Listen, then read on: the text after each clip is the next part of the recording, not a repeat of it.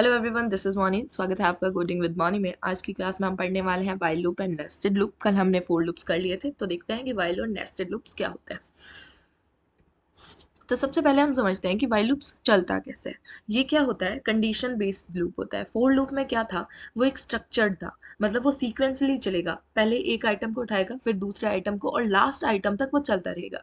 लेकिन while loop में क्या होता है, हम एक कंडीशन देते हैं और वो लूप तब तक चलता है जब तक हमारी कंडीशन फॉल्स नहीं हो जाती। ठीक है, अब हम देखते हैं कि व्हाइल लूप का सिंटेक्स और फ्लो कैसे होता है। देखो, इसके अंदर हमें क्या होता है, एक कंट्रोल वेरिएबल बनाना पड़ता है। कंट्रोल वेरिएबल क्या होता है, जो कि हमारे व्हाइल लूप को कंट्रोल करता है, उसके एग्जीक्यूशन को कंट्रोल करता है। जैसे देखो, मैंने यहाँ पे ये काउंट करके कंट्रोल वेरिएबल बनाया। ठीक है, अब मैंने क्या किया, इसके अंदर मैंने काउंट पे जो मेरा वेरिएबल था उसके ऊपर मैंने कंडीशन लगा दी, और मैंने कहा तब तक चलो जब तक मेरे ये जो वेरिएबल की कंडीशन है वो फुलफिल नहीं हो जाती। तो ये मैंने क्या कंडीशन लगाई, सबसे पहले मैंने काउंट को 1 पे सेट किया कि मेरी काउंट की वैल्यू 1 है। फिर मैंने कहा वाइल, ये इसका सिंटैक्स है, वाइल मेरा जो काउंट है, जो मेरा 1 है अभी, वो छोटा है या फिर बराबर है 5 के, और फिर कॉलन, और फिर मेरे को जो भी लिखना है, जो आउटपुट देना है, तो मैं यहाँ इटरेशन और काउंट। ठीक है, मतलब यहाँ वैल्यू ऑफ काउंट, मतलब पहली बार में 1 आएगी, फिर सेकेंड, फिर थर्ड, और फिर लास्ट में हमें मॉडिफिकेशन करना पड़ता है व्हाइल लूप में। मॉडिफिकेशन मतलब ये जो पहले काउंट की वैल्यू 1 थी, वो यहाँ आगे काउंट की वैल्यू 2 हो जाएगी। तो अब जब ये वापस चेक करेगा, तो ये 2 को चेक करेगा रेदर देन 1। ठीक है, मतलब हम काउंट की वैल्यू को बढ़ा रहे हैं, इसीलिए ये एक कंट्रोल वेरिएबल माना जाता है। अब आता है कि इसके अंदर कुछ कुछ प्रॉब्लम्स आती है, या फिर कुछ कुछ और टर्म्स आती है जो भी हमें देखनी होती है। एक तो होता है, प्रॉब्लम आती है कि हम जब कभी कभी व्हाइल लूप चलाते हैं तो हम एक इन्फिनाइट लूप में फंस जाते हैं। इन्फिनाइट लूप क्या होता है, इन्फिनाइट लूप का मतलब कि वो लूप चलता ही जाता है, चलता ही जाता है, चलता ही जाता है, वो खत्म नहीं होता। इसके प्रॉब्लम्स क्या होती है, क्या कारण होते हैं, रीजंस होते हैं कि ये लूप बन जाता है इन्फिनाइट। हम क्या करते हैं, हम कोई ऐसी कंडीशंस डाल देते हैं जिसकी वजह से वो कंडीशन कभी फॉल्स हो ही नहीं पाती और हमारा लूप चलता रहता है। जैसे मैंने जब ये डाला, तो कभी ना कभी मेरे इस केस पे आके ये लूप खत्म होगा, क्योंकि जब ये वैल्यू 5 तक आएगी, जब ये वैल्यू 5 तक आएगी तब मेरा ये लूप खत्म हो जाएगा। लेकिन मान लो अगर मैं इसको काउंट प्लस 1 नहीं करूँ, तो ये इन्फिनाइट लूप में जा सकता है, क्योंकि मेरा जो वेरिएबल है वो 1 ही रहेगा। अब मैं उसको बढ़ा नहीं रही हूँ, तो जब तक वो बढ़ेगा नहीं तब तक मेरी कंडीशन ट्रू होती जाएगी, और ट्रू होती जाएगी तब तक मेरा वाइल केस चलेगा।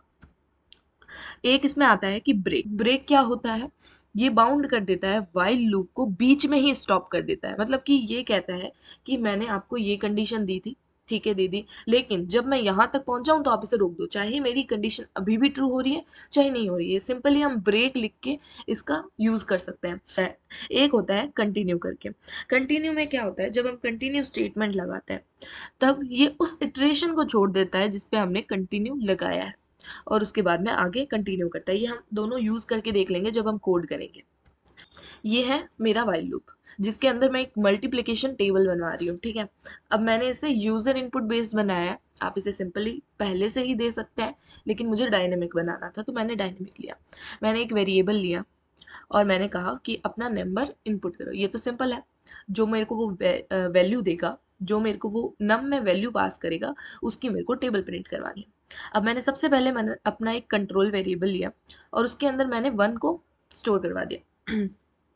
फिर मैंने कहा जब तक मेरा आई, मतलब जो मेरा ये कंट्रोल वेरिएबल है, वो 10 से छोटा है या बराबर है, तब तक प्रिंट करो नम, मतलब मेरे पास पहले नम आना चाहिए, फिर X I is equals to num into I. ये मैं बताती हूँ कैसे, आप इसको देखो।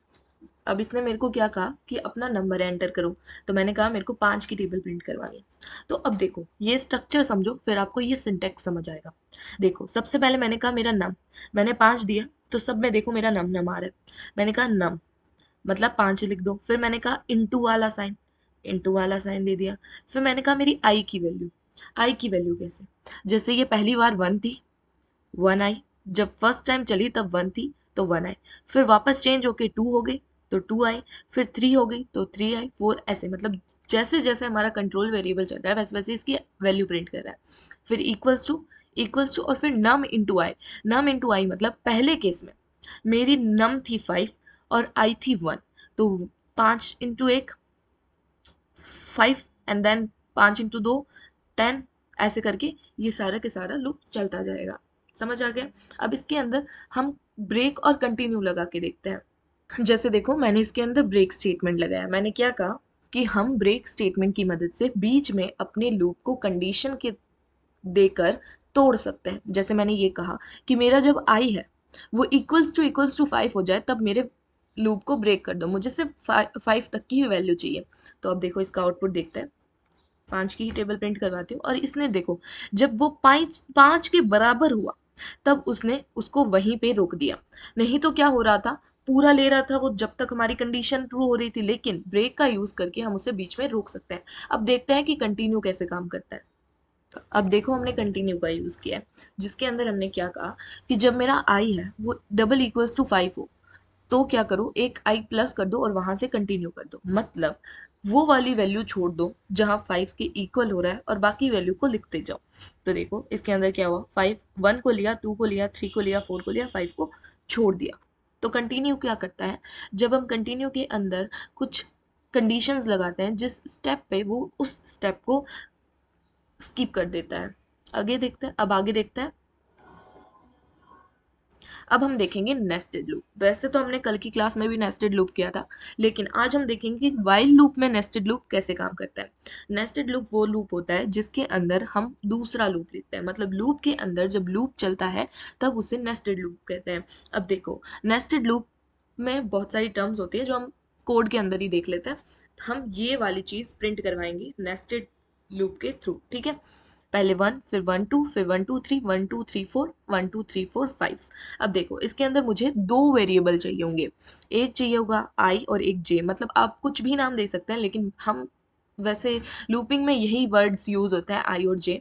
तो सबसे पहले मुझे एक वेरिएबल चाहिए होगा जो इस लाइन को हैंडल करे और दूसरा वेरिएबल चाहिए होगा जो इस लाइन को हैंडल करे।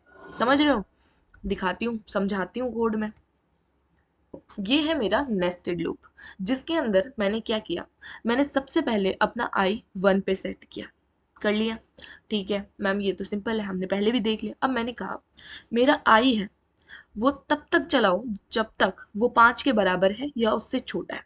ठीक है, मैं इसको रन करके दिखाती हूँ। तो ये मेरा रन हो गया। देखो पहले आया 1, फिर 1 2 1 2 3 4 एंड मतलब ऐसे आके हमारा पूरा प्रिंट हो गया। अब देखो ये काम कैसे कर रहा है। सबसे पहले मैंने यहाँ पे आई की जगह मेरे पास कंडीशन में 1 था, मैंने 1 लिया। अब ये चेक करेगा क्या 1 5 से छोटा है, तो कहेगा हाँ 5 से छोटा है और बराबर भी नहीं है। तो ये कंडीशन ट्रू हो गई।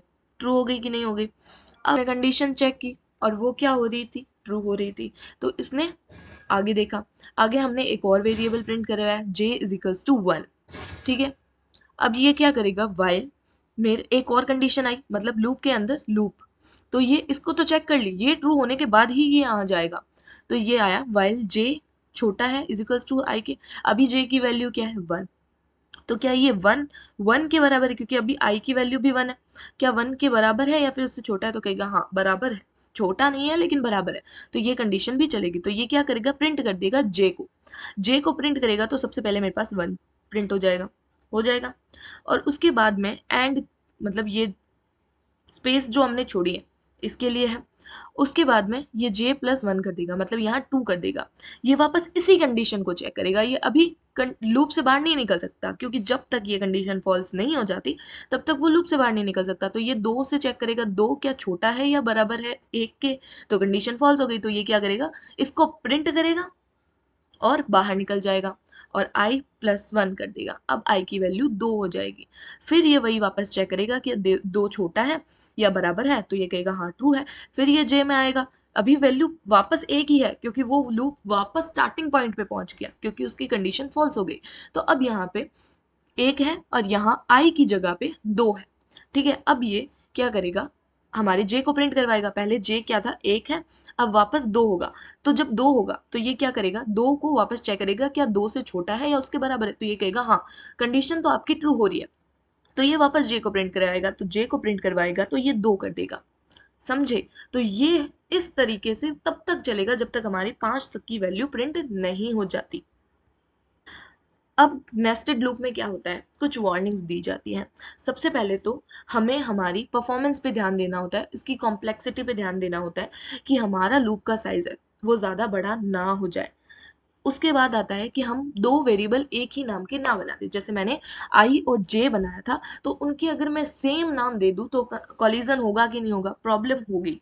उसके बाद में कि हमें हमारे जो नेस्टेड लूप है उसको बहुत ही शॉर्ट एंड क्लीन उसका लॉजिक होना चाहिए। मतलब अगर हमने उसके लॉजिक को सही से बिल्ड नहीं किया तो हमारा लूप क्रैश हो सकता है या फिर हमारा प्रोग्राम क्रैश हो सकता है। So yes guys, this is it for the video. Channel को सब्सक्राइब करो, वीडियो को लाइक करो, कमेंट में होमवर्क प्रॉब्लम पिन कर दूंगी, उसको सॉल्व करो और अच्छे अच्छे कमेंट्स करो। Thank you so much guys.